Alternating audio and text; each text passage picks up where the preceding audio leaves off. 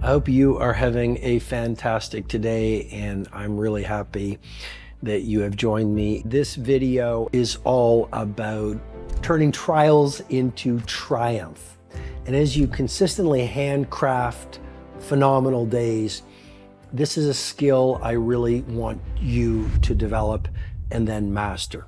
And so I'm going to offer you some mentoring on turning adversity into opportunity. That might mean something as simple as someone cuts you off in traffic, or someone is not polite to you in a coffee shop. You turn that into an opportunity to grow and develop empathy and understanding of another human being so that you don't ruin your day.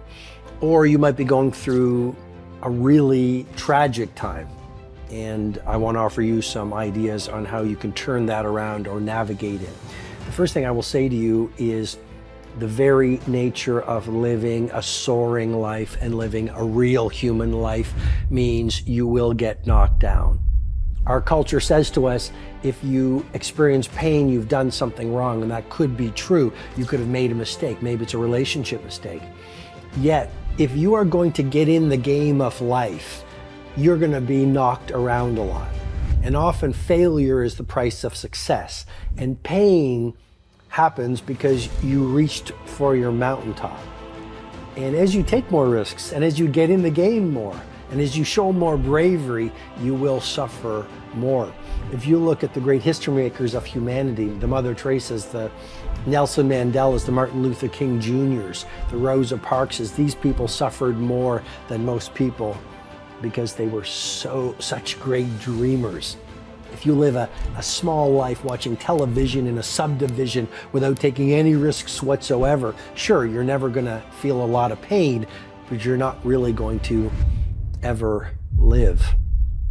It's that old idea, a ship that stays in the safe harbor all day long never gets banged around very much, but that's not what ships were made for. Another thing I'll share with you is I've faced a lot of pain in my life. I've been at the top of the mountain and I've been in the valleys of darkness. And I will share with you that I've grown the most through my difficult experiences. Sometimes people ask me in media interviews, do you have any regrets? And I always say, absolutely not. Everything that's happened to me was grist for the mill and fodder for my growth. Everything that happened to me, the amazing experiences and the most tragic experiences, were a necessary part of my evolution as a human being, and I would not trade them for anything. And so I wear my scars with joy and respect as badges of honor of a human being who is flawed, trying to do his best. And I think you should as well. And if you're going through a painful time right now, trust that everything is happening for the best, and this too shall pass. And here's a really counterintuitive idea. Stay in the difficult experience as much as possible, because here's the big idea from this module. Pain is purification. Pain is purification. We burn off the dross that covers our gold in the difficult moments. It is in the difficult times of our life, or a difficult day, that you are being asked to learn empathy and understanding and forgiveness. It is the trials that teach you how strong you are. It is the adversity and the troubles that make us great if we choose not to be a victim, but say, I'm going through a trouble. How can I use this to develop forgiveness or understanding about that person who hurt me? Or I'm going through a difficult day or a difficult month or a difficult year. How can I, rather than complaining about it and becoming bitter, how can I use it to open my heart and to become stronger and to get to know my gifts and my talents? I was once on an airplane flying to Paris, and I was next to an artist, and he told me, he said, I pick relationship partners who break my heart. And I said, why? And he said, because when my heart is broken, I do my best work. And it is when we are suffering that we actually can become more creative. Suffering teaches you to become more real. When I have gone through the most difficult experiences of my life, I've always turned to a book by the great Lebanese poet Khalil Gibran, and it's called The Prophet. And there's a particular chapter on pain that I read in those dark times of my life. I want to read it to you. And a woman spoke, saying, tell us of pain. And he said, Your pain is the breaking of the shell that encloses your understanding. Even as the stone of the fruit must break, that its heart may stand in the sun, so must you know pain.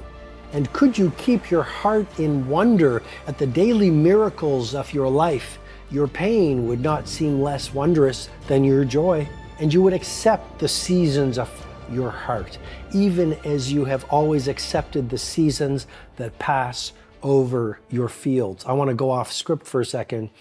A great life is a series of seasons. You have your painful times, you have your happy times, you have your times where you are frustrated, you have your times where you're full of energy and inspiration. That's called human.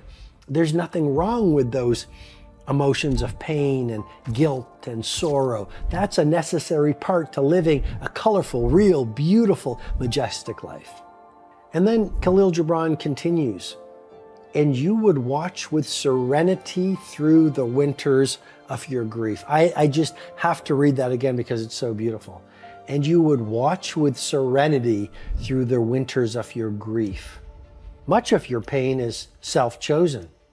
It is the bitter potion by which the physician within you heals your sick self.